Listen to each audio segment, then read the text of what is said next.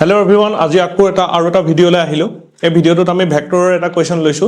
এটো 2019 and 2020 ত আহিছিলে repeatedly 2019 তো আহিছিলে 2020 তো আহিছিলে আই গেছ যিমানটো মোৰ মনত আছে। কোৱেশ্চনটো কৈছে যে find a unit vector perpendicular to each of the vectors this and this. তো এতিয়া প্ৰথম কথা তোমাক এই ভেক্টৰ দুটাৰ ৰিলেটেড এই ভেক্টৰ দুটাক লৈ ডিসকাস কৰিব লাগে। তো তাৰমানে প্ৰথম কথা আমি a + b vector and a - b vector উলাব লাগিব। প্ৰথম আমি সেই কামটো কৰিম, উলাই লম a ভেক্টৰ + b ভেক্টৰ। ইয়াৰ i কম্পোনেন্ট প্লাস তাৰমানে 1 + 1 i cap 1 + 2 j cap 1 + 3 k cap। তো এটো 2 i cap 3 j cap plus 4 k cap. A vector minus B vector 1 - 1 I cap 1 - 2 j cap 1 - 3 k cap. So to 0 I cap -1 k j cap -2 k cap -j cap -2 k cap. তো vector দুটা ওলাই ললো। এতিয়া কথা আহিলে কি আমাক কৈছে find a unit vector perpendicular to this two vector. এই ভেক্টৰ দুটাৰ লগত পাৰপেন্ডিকুলাৰ হৈ থকা এটা ইউনিট ভেক্টৰ লাগে।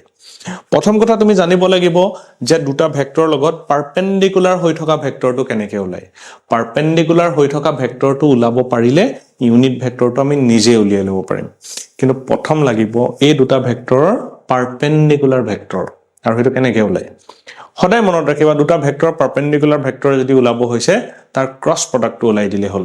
তাৰমানে আমি কি ওলাব লাগিব ইহঁতৰ দুটাৰ ক্ৰস প্ৰডাক্ট, তাৰমানে a vector b vector cross product a vector minus b vector, আৰু তাক আমি ওলাম কেনেকৈ এনেকৈ i cap j cap k cap আৰু ইয়াত components a + b component 2 3 4 2 3 4 a - b component 0 - 1 - 2 0 - 1 - 2। এই ডিটারমিনেন্টটো তুমি ওলাই দিব লাগিব। ডিটারমিনেন্ট চ্যাপ্টারত পাইছিলা কেনেকৈ ওলাই, এই ডিটারমিনেন্টটো ওলাই দিলে তুমি তাৰ পাৰপেন্ডিকুলাৰ ভেক্টৰটো পাই যাবা। কেনেকৈ ওলাই ডিটাৰমিনেন্টটো আৰু ৰেসপেক্টিভ টু ফাৰ্স্ট रो। প্ৰথম কথা হল i cap ললে এই দুটাৰ মাল্টিপ্লাই আৰু এই দুটাৰ মাল্টিপ্লাই কৰিব লাগে। 3 * -2 -1 * 4 তো ব্ৰেকেট ক্লোজ i cap। ঠিক আছে, মনত পৰিছে ডিটাৰমিনেন্টৰ বস্তু এটো। i cap হলে ইয়াৰ কলম আৰু এই ৰো এৰি দিলে যিকিটা থাকি যায় সেইকিটাৰ ক্ৰস প্ৰডাক্ট ল'ব লাগে। তাৰ পিছতে এটা মাইনাস দিম, মাইনাস দি এবাৰ j কাৰণে j কলম ৰো এৰি দিলে থাকি যাব কি এই কলমটো যদি মই নাই বুলি ভাবো এই ৰোটো যদি মই নাই বুলি ভাবো এটো যদি নাই বুলি ভাবো কি থাকি যাব এই নাম্বাৰ গিটা থাকি যাব 2 4 0 -2। তো তাৰ ক্ৰস প্ৰডাক্ট 2 * -2 2 * -2 -0 * 4 এটো j cap। তাৰ পৰা k কাৰণে এটো আৰু এটো এৰি দিলে এগিটা থাকি যাব 2 * -1 -0 * 3 this is k cap। so এটো হৈ যাব 2 3 * -6 এটো +4 -2 i cap এটো হৈ যাব তোমাৰ 0 এটো হৈ যাব +4 j cap আৰু এটো হৈ যাব এটো প্লাস আছিলে -2 k cap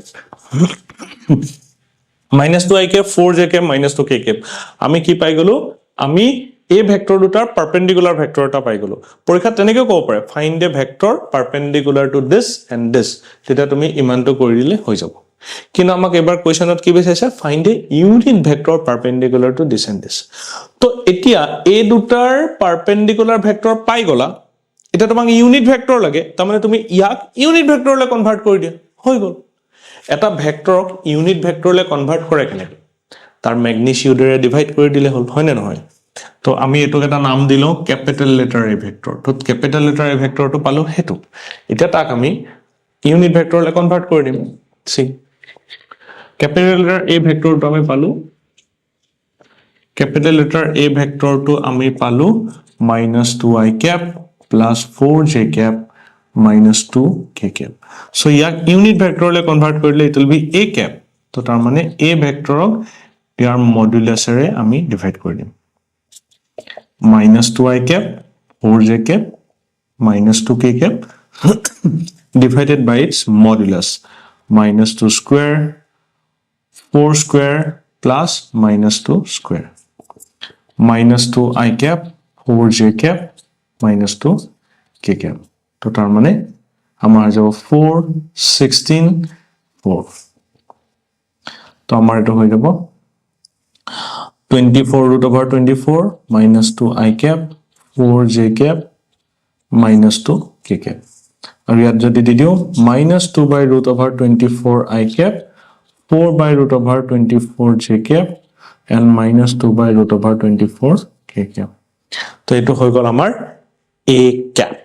তাৰ মানে যদি আমাক দুটা ভেক্টৰ দি তাৰ পাৰপেন্ডিকুলাৰ এটা ইউনিট ভেক্টৰ ওলাব দিয়ে তো তেতিয়াহলে আমি ভেক্টৰ টুৰ ক্ৰস প্ৰডাক্ট দুটাৰ ক্ৰস প্ৰডাক্ট ললে পাৰপেন্ডিকুলাৰ ভেক্টৰ পাম আৰু সেই পাৰপেন্ডিকুলাৰ ভেক্টৰটোৰ ইউনিট ভেক্টৰ ওলাই দিলে আমাৰ আনসাৰ পাম বাস বুজি পালা ইম্পৰ্টেন্ট কোয়েশ্চন দুবাৰ ৰিপিট কৰিছে কি ঠিক আকৌ ৰিপিট হৈ যাব পাৰে ঠিক আছে